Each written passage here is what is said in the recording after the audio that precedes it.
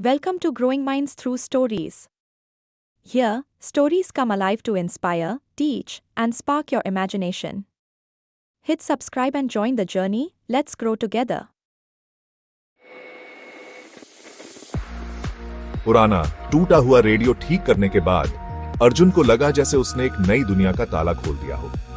उसका कमरा, जो कभी धूल भरी किताबों और स्कूल के नोट्स से भरा रहता था, अब एक छोटी सी प्रयोगशाला बन गया था, जो तारों, बैटरी और टूटे हुए गैजेट्स से भरी हुई थी। स्कूल के बाद वह घंटों जो भी मिलता उसे ठीक करने में लगा रहता। पुराने पंखे, बेकार टॉर्च और यहां तक कि अपनी मां का टूटा हुआ किचन टाइमर भी। लेकिन जैसे जैसे अर्जुन का जुनून बढ़ता गया, वैसे वैसे उसके आसपास की चिंताएं भी बढ़ती गईं। उसके पिता रमेश चिंतित होकर देखते थे जब अर्जुन अपने आविष्कारों में खो जाने के लिए शाम के काम छोड़ देता था।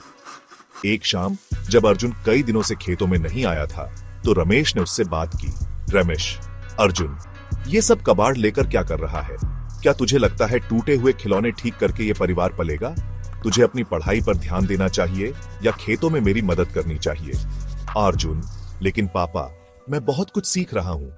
मुझे लगता है मैं कुछ उपयोगी बना सकता हूँ, शायद कुछ ऐसा जो गांव की मदद कर सके। रमेश, सपने देखना अच्छी बात है बेटा, लेकिन उनसे पेट नहीं भरता। ऐसी चीजों में अपना समय बर्बाद मत कर जो तुम्हें कहीं नहीं ले जाएंगी। ये बातें चुप गईं। स्कूल में भी हालात कुछ अच्छे नहीं थे। अर्जुन ने उत्साह से अपने दोस्तों को एक छोटा पंखा दिखाया जो उसने पुरानी बैटरी से बनाया था। उसे उम्मीद थी कि वे हैरान होंगे। इसके बजाय वे जोर से हंसने लगे। मोहन, देखो अर्जुन, वैज्ञानिक, आगे क्या बना रहे हो? चांद पर जाने वाला रॉकेट। दूसरे लड़के भी हंसने लगे और अर्जुन ने कमजोर सी मुस्कान के साथ दिखावा किया कि उसे कोई फर्क नहीं पड़ता। लेकिन मन ही मन शंकाएं पैदा होने लगी। शायद उसके पिता सही थे, शायद उसके दोस्त सही थे। क्या वह सचमुच अपना समय बर्बाद कर रहा था? उस रात अर्जुन अपने कमरे में बैठा अपने अधूरे प्रोजेक्ट्स को घूर रहा था। जो उत्साह उसे कभी महसूस होता था, वह फीका पड़ गया था। उसकी जगह एक भारी सी शंका ने ले ली थी। टूटे हुए गैजेट्स जो कभी पहेली जैसे लगते थे, अब बेकार कबाड़ जैसे लग रहे थे। कई दिनों तक अर्जुन ने अपने आविष्कारों से दूरी बनाए रखी। उसने अपनी पढ़ाई पर ध्यान दिया, खेतों में अपने पिता की मदद की और अपने दिल में उस खुजली को अनदेखा करने की कोशिश की।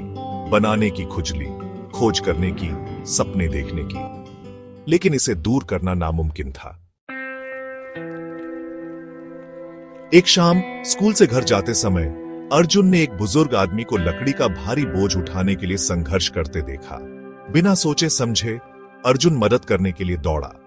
जैसे ही वे साथ साथ चले, उस आदमी ने अर्जुन से स्कूल और उसकी रुचियों के बारे में पूछा। अर्जुन हिचकिचाया, लेकिन आखिरकार उसने चीजें ठीक करने के अपने प्यार और आविष्कारक बनने के अपने सपने के बारे में बताया। एल्डरली मैन, बेटा, सपने बीज जैसे होते हैं। अगर तुम उन्हें पानी नहीं दोगे तो वे नहीं बढ़ेंगे। लोग हमेशा तुम पर शक करेंगे, लेकिन अगर तुम खुद पर विश्वास करते हो तो तुम चमत्कार कर सकते हो। उन साधारण शब्दों ने अर्जुन के दिल में एक चिंगारी जला दी। उस रात वह अपने कमरे में लौट आया, अपने औजारों से धूल झाड़ी और जहां से उसने छोड़ा था वहीं से शुरू किया। शंकाएं अभी भी थीं, लेकिन अब वे शांत थीं, उस जुनून में डूब गई थीं जो मरने से इनकार कर रहा था। अर्जुन को कुछ महत्वपूर्ण बात समझ में आई। सपने और हकीकत अक्सर टकराते हैं, लेकिन सपने देखने वाले ही दोनों के बीच के फासले को पाटते हैं। Enjoyed the content? Don't forget to like, share, and subscribe to my channel Growing Minds Through Stories for more amazing videos. Hit the bell icon to stay updated with the latest uploads. Your support means the world.